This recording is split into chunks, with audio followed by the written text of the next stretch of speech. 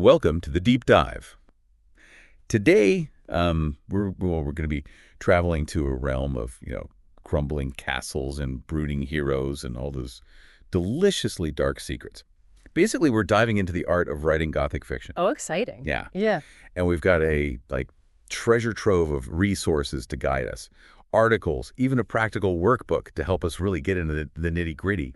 And joining me to navigate this delightfully eerie landscape is, well, an expert in all things literary. Happy to be here. Ready to unlock some of those secrets of this, well, enduring genre. Absolutely. Let's do it. Okay, let's begin. So our sources define Gothic fiction as like a subgenre of romantic literature that emerged in the late 18th century. And, you might be thinking, oh, so spooky stories, old houses. Right. And you wouldn't be entirely wrong.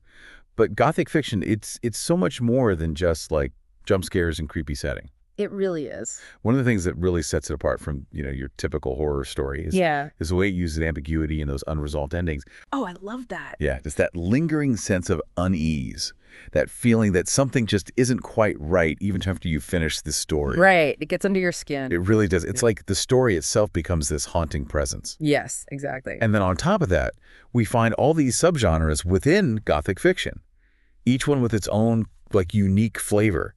Take Southern Gothic, for example. Oh, interesting. It takes those classic Gothic elements, the darkness, the decay, but it infuses them with the social and cultural anxieties of the American South. It's true. And it's so fascinating how Gothic literature often reflects, the fears and anxieties of the time in which it was written. Just as, those 18th century readers were turning to Gothic novels during this time of immense societal change and uncertainty. Oh, totally. So, too, do modern audiences find both solace and this kind of thrilling sense of unease in horror, particularly during times of crisis. It's so interesting you say that because I actually read a study recently about how horror fans reported feeling more resilient in the face of the pandemic. Really? It's like our love for a good scare might actually be a sign of inner strength. It makes you think, doesn't it? Maybe it speaks to the enduring power of these stories, like how they can help us to kind of grapple with complex emotions and even confront our deepest fears. Right, but in a safe, fictional space. Exactly. Now, we can't talk about Gothic literature without talking about the novel that started it all. Horace Walpole's The Castle of Otranto. Ah, The Castle of Otranto. This novel is it's a really fascinating example of how Gothic fiction first took root, in the literary landscape. Walpole himself was deeply enamored with Gothic architecture. He even renovated his own home to reflect that style. Wow. And get this, he initially claimed that the Castle of Otranto was based on an old Italian manuscript he'd discovered. Oh, wow. Yeah, though he later admitted it was actually a product of his own imagination, and get this, a nightmare. A nightmare, wow. Imagine trying to pass your novel off as a lost manuscript today. Right. Could you imagine? It really makes you think about how literary tastes and trends just evolve over time. What might have been considered completely outlandish in one era becomes a celebrated genre in another. Absolutely. It speaks to how fluid genre is, and how what we consider good literature is always, always being reshaped. Totally. Yeah. Speaking of evolving tastes, our exploration just wouldn't be complete without, really delving into those conventions, those key conventions that make a story distinctly Gothic, like those recurring elements, those literary fingerprints that really make the genre so tantalizing, Right, exactly. And our trusty workbook actually gives us a fantastic breakdown. Oh, perfect. 9 key conventions. Consider it like a blueprint for crafting a truly spine-tingling Gothic tale. I love that. A blueprint. Yeah. So some of these conventions you've probably heard before. The presence of supernatural activity, ghosts, vampires, haunted houses, all that good stuff. Those are like the staples, tapping into our primal fears of the unknown. Exactly. But then we have these conventions that are a bit more nuanced, like that intriguing kind of, like that conflation of past and present. Oh, interesting, yeah. This is where things get really interesting. It's like the past is never really gone. It's like this ghost that just keeps haunting the present. It's true. Take, the Castle of Otranto, for example. That whole plot is driven by prophecies, family secrets, and, the sins of past generations. It's so true. And what's so compelling about this kind of blurring of timelines, I think, is that it speaks to our own, fascination with history, with legacy. It reminds us that the past isn't just, something to be studied in textbooks, but that it lives within us. It shapes our present. It influences our future. It's like carrying that weight of history on your shoulders. Exactly, exactly. And often, that weight can feel pretty darn Gothic. It really can, yeah. And of course, we can't talk about Gothic conventions without talking about setting. Right. But not just any setting. We're talking about those deliciously atmospheric locations that practically scream Gothic. Crumbling castles, Yes. shrouded in mist, those overgrown graveyards whispering forgotten stories. Oh, and you can't forget those desolate, windswept moors that seem to just stretch on forever. Oh, it's giving very Wuthering Heights. Yes, but here's where it gets even more interesting. In Gothic fiction, the setting, it's not just a backdrop for the story, it's practically a character in itself. Absolutely, yeah. The Gothic landscape, it so often mirrors the internal turmoil of the characters. It reflects the decay or the instability of the society that they inhabit. Think about the atmosphere of High Place in Mexican Gothic, for example. Yeah, great example. That house with its creeping mold, its suffocating darkness, it becomes like a physical manifestation of that family's secrets, of that twisted history that they kind of embody. It's true. Yeah. And it's such a brilliant example of how, modern Gothic fiction can really just, subvert our expectations. Yeah. We're not just dealing with haunted castles anymore. The setting itself becomes that source of unease. It blurs the lines between what's natural and what's supernatural. Right, exactly. Speaking of unease, there's this term I always found so fascinating, the sublime. And I used to think it just meant, beautiful. But in Gothic lit, it takes on, a whole other meaning. It does. It totally does. In Gothic literature, the sublime, it refers to this experience of awe and terror, often inspired by, the power and the vastness of nature. It's that feeling of being totally overwhelmed. Right. Of being confronted with something so much greater than ourselves. Yes. Like towering cliffs, those raging storms, the dark, endless ocean, anything that evokes that sense of wonder, but also dread at the same time. Exactly. And that actually ties in beautifully with another key Gothic convention. Yeah. The use of turbulent weather. It's like the skies themselves are mirroring those emotional storms brewing within the characters, Right. It adds to that whole atmosphere of suspense and foreboding. It's so true. It reminds me of that incredibly vivid scene in Jane Eyre where she's standing on the moors and there's lightning flashing all around her. Oh, yeah. You can just feel the tension in the air and you just know that something big is about to happen. Exactly. It's all about creating that visceral experience for the reader, that sense of being right on the edge of something exhilarating but terrifying at the same time. Totally. Now, of course, we can't forget those archetypal characters. Right. That populate the world of Gothic fiction. Of course. We've got our brooding anti-heroes with their mysterious pasts, our damsels in distress who are, trying to navigate this world that's just out to get them. And of course, those charismatic but often morally ambiguous villains who, kind of both repel and fascinate us. It's true. But what I find so compelling is how authors are constantly finding new ways to play with our expectations. Yeah. Especially when it comes to female characters. Oh, absolutely. Take the whole damsel in distress trope. Right. In the hands of a skilled Gothic writer, that trope can be completely subverted. Totally. Just look at Jane Eyre. Yes, she's in a vulnerable position, but she's also fiercely intelligent. She's independent. She is determined to forge her own path.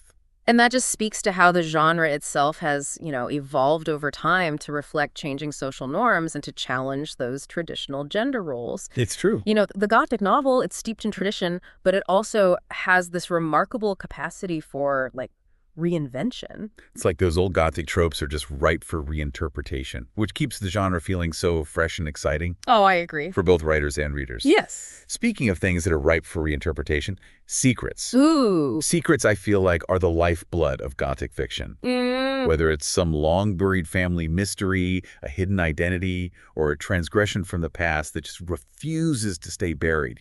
Those secrets, they just simmer beneath the surface, threatening to unravel everything. Yeah. It's true, and so often these secrets are tethered to the past. They create this sense of cyclical history, the idea that we can't outrun the sins of our ancestors. They'll always find a way to resurface. Ooh, I like that. It's as if the past is always kind of lurking in the shadows, just waiting for the most opportune moment to rear its head and wreak havoc. Exactly.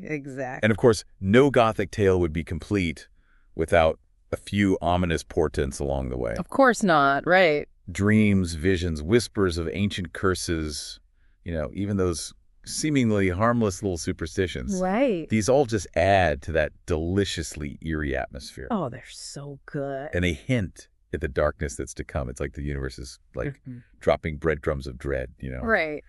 But will our characters pick up on those clues? That's the whole thing. Exactly. Okay, but before we leave this, deliciously dark world of Gothic tropes, we have to touch on romance.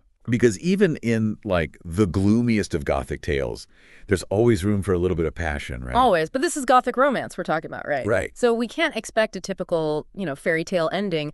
Love in this world. Yeah. It's intense, it's obsessive, and it always seems to be, fraught with complications. Of course. It's like trying to find true love in a haunted mansion. Exactly. You never know what's going to be lurking around the corner. So we've unearthed these essential ingredients of Gothic fiction, right? We've got our tropes, our settings, those characters that they stay with you. Yeah. But how do you actually go from that captivating concept to a fully realized Gothic tale? Yeah, how do we do it?